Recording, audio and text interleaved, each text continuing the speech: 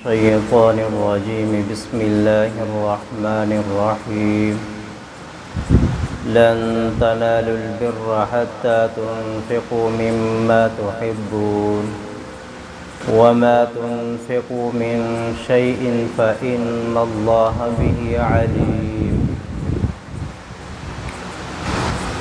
آج کی تراویح میں چوتھا پارہ مکمل پڑھا گیا۔ اللہ تعالیٰ فرماتے ہیں لن تنالوا البر حتى تنفقوا مما تحبون، ہرگز تم نیکی حاصل نہیں کر سکتے جب تک کہ اپنی پسندیدہ چیز اللہ کے راستے میں خرچ نہ کر لو۔ وما تنفقوا من شيء، اور جو تم خرچ کرتے ہو اللہ کے راستے میں، فإن اللہ بہ علیم، بے شک اللہ تعالیٰ اسے جانتا ہے۔ قرآن کریم کی جب یہ آیت نازل ہوئی تو صحابہ کرام نبی کریم صلی اللہ علیہ وسلم کی خدمت میں حاضر ہوئے۔ کسی نے کہا یا رسول اللہ صلی اللہ علیہ وسلم، مجھے اپنی ملکیت میں جو چیزیں ہیں سب سے زیادہ محبوب جو ہے وہ باغ ہے، لہذا میں وہ باغ اللہ کے راستے میں صدقہ کرتا ہوں۔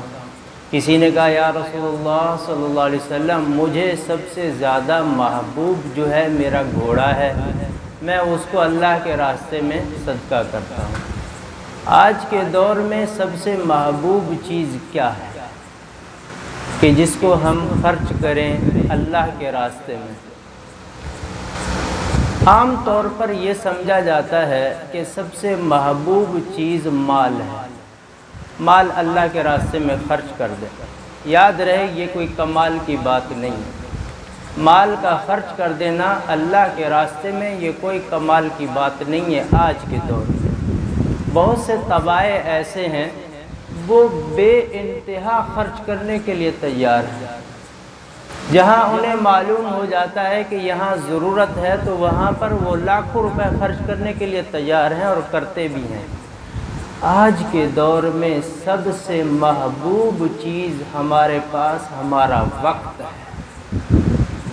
ہم وقت اللہ کے راستے میں خرچ کریں، ہم وقت اللہ کو دیں، اللہ کی کتاب کو دیں، اللہ کے احکامات کو دیں، اللہ کی کتاب کو سمجھنے کے لیے دیں۔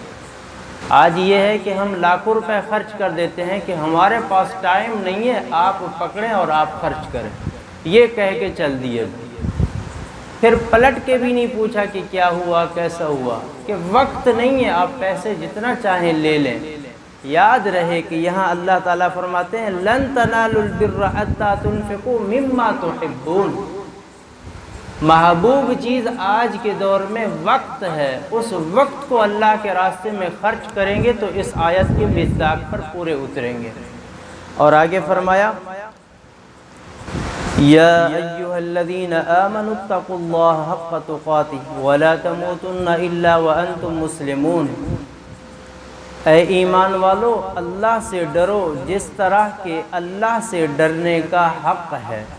وَلَا تَمُوتُنَّ إِلَّا وَأَنْتُمْ مُسْلِمُونَ، تم نہ مرو اس حال میں کہ مگر تم فرما بردار ہو۔ اللہ سے ڈرنے کا جیسا حق ہے ایسا ہی ڈرنا چاہیے۔ اس کی مثال آسان سے یہ ہے کہ ہم میں سے کسی ایک کو دوست اپنی دکان پر بٹھا کر جاتا ہے کہ آپ یہاں تھوڑا سا بیٹھیں میں آیا، اب وہاں وہ دوست چلا گیا، اب ہم نے دیکھا کہ یہاں کوئی چیز کھانے کی بھی رکھی ہے، دل بھی چاہ رہا ہے کھانے کا، جیسے ہی ارادہ کیا کھانے کا تو اس کے 8 سالہ بچہ سامنے آ گیا، 8 سال کا 10 سال کا بچہ سامنے آ گیا تو ہم نے ارادہ ترک کر لیا کہ نہیں کھائیں گے، کہ یہ بیٹا ہے اس کا اور وہ بتا دے گا۔ اس بچے سے ہم اتنا ڈر رہے ہیں، اور جو ہمیں دیکھ رہا ہے، جو ہماری ہر بات سن رہا ہے، جو ہمارے دلوں کے خیالات بلکہ آنے والے مستقبل کے آنے والے جو خیالات ہیں ان سے بھی واقف ہے، ان سے کوئی ڈر ہی نہیں ہے۔ اور آگے کیا فرمایا؟ وَاعْتَصِمُوا بِحَبْلِ اللَّهِ جَمِيعًا وَلَا تَفَرَّقُوا، اللہ کی رسی کو مضبوطی کے ساتھ پکڑو، وَلَا تَفَرَّقُوا، اور آپس میں تفرقہ نہ کرو۔ بہت سے لوگ اس آیت کا غلط مطلب لیتے ہیں، جہاں پر بھی اگر دینی مسائل میں اختلاف آ جاتا ہے وہاں فوراً یہ بات کہہ دیتے ہیں کہ اللہ کی رسی کو مضبوطی سے پکڑو اور تفرقہ نہ کرو۔ یاد رہے دو چیزیں ہیں، ایک ہے اختلاف اور ایک ہے تفرقہ۔ اختلاف کوئی برا نہیں ہے، اس کو مستحسن خود قرآن نے کہا ہے۔ اللہ تعالیٰ نے کیا فرمایا؟ اللہ تعالیٰ نے فرمایا کہ میں اس بات پر قادر ہوں کہ پوری امت کو ایک راستے پر چلاؤں، فَمِنْهُمْ مَنْ آمَنَ وَمِنْهُمْ مَنْ كَفَرَ۔ لیکن اللہ نے ایسا نہیں کیا، بلکہ اختلاف پیدا کیا، لوگوں کے دماغ میں اختلاف کی قوت پیدا کر دی۔ اب اس اختلافی قوت سے کچھ اللہ پر ایمان لے آئے اور کچھ اللہ کے منکر ہو گئے۔ اور ایک کیا ہے؟ تفرقہ۔ اختلاف جو ہے یہ حضرات صحابہ کرام میں بھی تھا، اختلاف تابعین میں بھی تھا، اختلاف تبع تابعین میں بھی تھا، اختلاف دین کے سمجھنے والے لوگوں میں بھی تھا، لیکن وہ اختلاف رائے تک تھا۔ لیکن بدقسمتی سے کچھ عرصے سے وہ اختلاف تفرقہ بن گیا۔ اختلاف جائز ہے کہ میرا اگر کسی سے اختلاف ہو جائے، میرے پاس اپنے دلائل ہیں۔ اب یہ دیکھیں سائنسدانوں کا بھی اختلاف ہو جاتا ہے، وکلاء کا بھی اختلاف ہو جاتا ہے، ڈاکٹروں کا بھی اختلاف ہو جاتا ہے، ہر طبقے میں، ہر حصے کے اندر، تحقیق کے اندر اختلاف ہے۔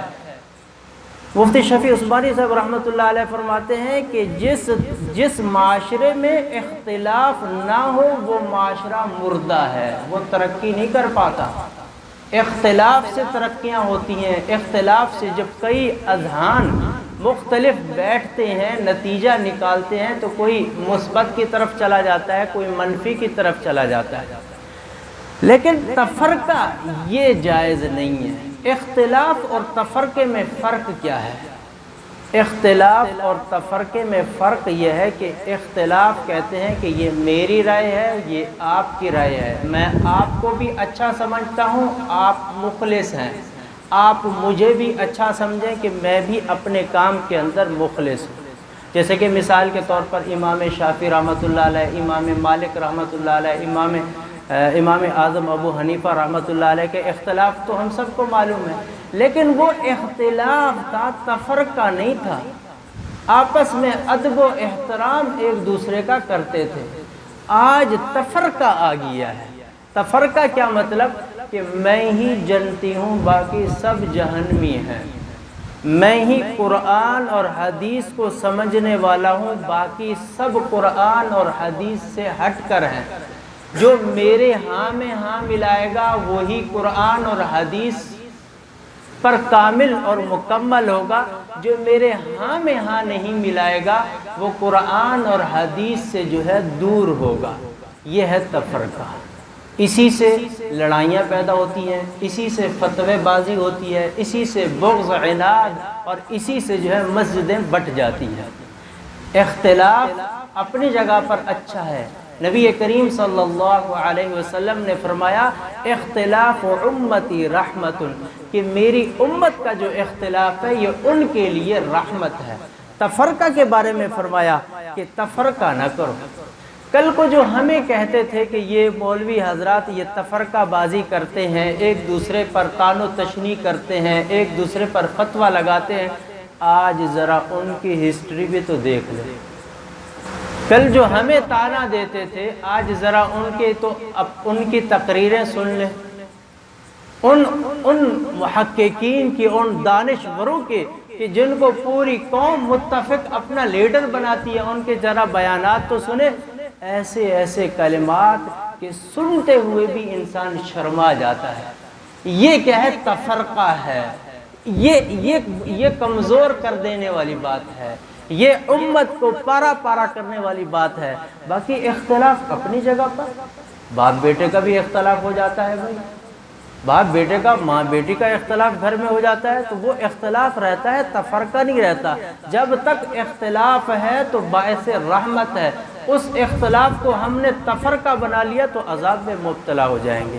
اور آگے کیا فرمایا؟ آگے فرمایا کنتم خیر امت اخرجت للناس تأمرون بالمعروف وتنہون عن المنکر، کہ تم بہترین امت ہو، حکم کرتے ہو لوگوں کو نیکی کا اور روکتے ہو برائی سے۔ دیکھیں میری اور آپ کی فضیلت اس آیت سے ثابت ہوتی ہے، اس کی بنیادی وجہ یہ ہے کہ ہمارے اندر جب دو چیزیں ہوں، ایک ہے امر بالمعروف اور دوسرا ہے نہی عن المنکر، یعنی نیکی کا حکم کرنا اور دوسرا برائی سے روکنا۔ جب یہ دونوں صفات پائی جائیں گی ہمارے اندر تب تو ہم باعث فضیلت ہیں۔ اگر دونوں نہیں ہیں یا دونوں میں سے صرف ایک ہے پھر فضیلت کے قابل نہیں رہیں گے ہم۔ آج ہم میں سے امر بالمعروف کرنے والے بہت ہیں، نیکی کا حکم کرنے والے، آپ نماز پڑھیں بھائی، آپ قرآن پڑھیں بھائی، آپ حج کریں بھائی، آپ عمرہ کریں، ایسے کہنے والے بہت ہیں۔ نہی عن المنکر کرنے والے آپ کو کم ملیں گے کہ آپ نے نماز پڑھی یہ غلط پڑھی ہے، آپ نے جو روزہ رکھا روزے کے اندر یہ کام کیا آپ نے غلط کیا ہے، آپ نے قرآن کریم کی جو تلاوت کی ہے یہ آپ نے غلط کیا، یہ نہی عن المنکر ہے۔ اب اس طرح اگر کرو گے پھر دیکھتے ہیں کہ معاشرے کے اندر کون مقبول ہوتا ہے کون مردود ہوتا ہے۔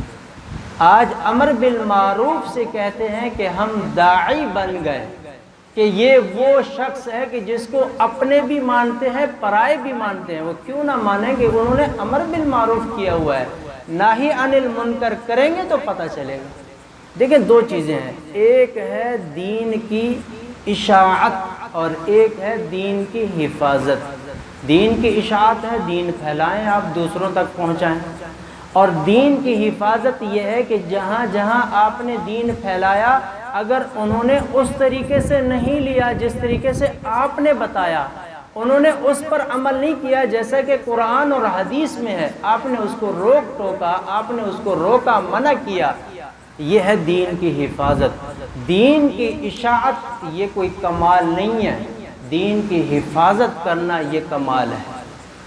تو اللہ تبارک و تعالی ہمیں دین کی اشاعت کرنے والا بھی بنائے اور دین کی حفاظت کرنے والا بھی بنائے۔ وآخر دعوانا الحمدللہ رب العالمین۔ ربنا